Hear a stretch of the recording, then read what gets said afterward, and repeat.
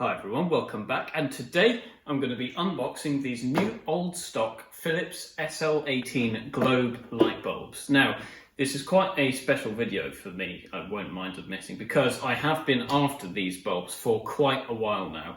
These particular Globe bulbs are quite hard to get hold of, well, in fact, very hard to get hold of. They very rarely ever pop up on eBay or any of the usual sites where you can get the traditional SL bulbs from. So when I saw these on Facebook Marketplace, I had to have them. I managed to convince the seller to post them, which I was very happy about. But you see, I really wanted to go the extra mile to make sure I got these because they are just so rare, like I mentioned before, especially in the UK, where I don't even think they were widely sold, to be honest, even back in the 80s. So this is going to be quite a special video. Anyway, without further ado, I am going to start unboxing them. But before I do, I just thought I'll show you the graphics on the box there. They are just beautiful. You know, you've got the bulbs there.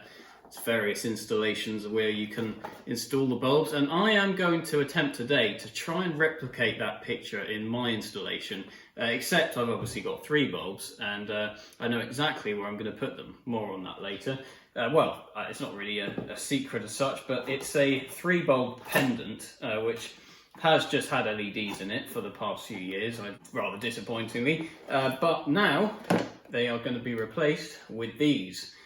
Pretty mega sized bulbs actually. When you hold them in your hand, they just feel like nothing else. They're so heavy as well. You really do have to be careful with these. So I'm going to pop that one down there for a second. Oh, and they've even got some original instructions in here as well. SL series, the lamp that saves more than it costs. There it is. It's pretty groundbreaking stuff in the 80s, this was. Pretty much the first CFL bulb to be made, so this was quite a groundbreaking light bulb. But obviously there were other shapes and sizes available, so not this particular series as such, but there you go. So we've got one out there.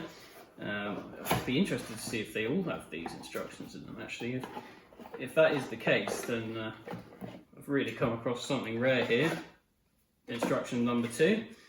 Light bulb number 2, obviously unused because I mean these bits around here often yellow through years of use, so really, yeah, quite nice to get my hands on some that haven't been used before. Plenty of years of life left in these, I wouldn't mind betting. Obviously these are all 18 watt CFL bulbs, being the SL18s, but yeah, there they are. So there is one more bulb type of the SLs which I haven't managed to get yet, and I really must say even rarer than these ones, sadly, but I would love to one day find an SL reflector bulb, or the half globe one where they actually have a clear top, so you have a half frosted effect on the top half and then the lower half is clear, so you can actually see all the internals of the bulb, which is really nice because there's no other bulb in the SL series that does that. You could argue the SL prismatic bulbs do because you can somewhat see through the glass, but not to the extent of the clarity with the proper clear glass. Anyway, without further ado, let's get them installed.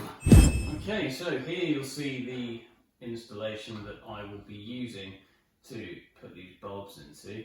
It's actually rather tricky to get these in without the risk of dropping them because there we go. I really just don't want to risk damaging these. They're too rare for that. So, the second one in. I can already tell this is going to be fantastic. I just can't wait to power them all on at once and hear that unmistakable prismatic ding ding ding with the starting ballasts that they all have, obviously. Unlike the later traditional electronic CFLs, which we are more commonly seeing at the moment.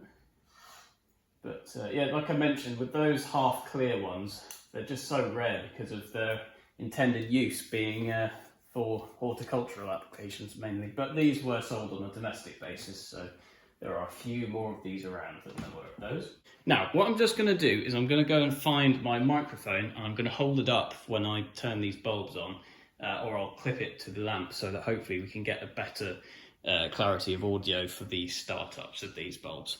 Back in a tick. Alright, so you'll probably notice my audio has now changed because I'm now going to put this mic carefully onto that bulb there so we get a nice median sound of all the bulbs starting at once. Right, in 3, 2, 1. Oh, that was beautiful. It's the little things, but that is making me very happy to see all of them fire up for the first time, those bulbs, and not one of them has missed a beat. A really nice even glow actually. I'm just going to focus the camera slightly more so we get a better view of those bulbs. But just look at that. I mean, the quality of light is so much nicer than any LED light that you can be replicating here. And a fairly instantaneous start from all of them actually. I might even just try that again, but with the camera as it is. So I'm going to switch them off one more time. And 3, 2, 1. Oh, that one in the middle took a little bit longer than the others, but that's what I like about the SL series. They just seem to have that little bit more character than any other bulb, where you never quite know when it's going to start. But there you go, that's a little bit more. I'll just start them up one more time because I've never get sick of this bit. 3, 2, 1. A bit more of an instant start that time. Well, there you go, guys. I hope you did enjoy the video. They've pretty much reached their full brightness now, actually, by the looks of it. Like I say, these bulbs are very well made indeed. And the later bulbs that followed were just not a patch on the quality of these, unfortunately. So it's just really nice to have these in the collection. And also, I must say, if any of you do happen to know where there might be an SL reflector or an SL18R by the official terminology, please do point me in the direction. I'd be very grateful. Anyway guys, that concludes today's video. If you did enjoy, please make sure to leave a like rating, subscribe if you want to see more of my videos in the future, and finally, thanks for watching.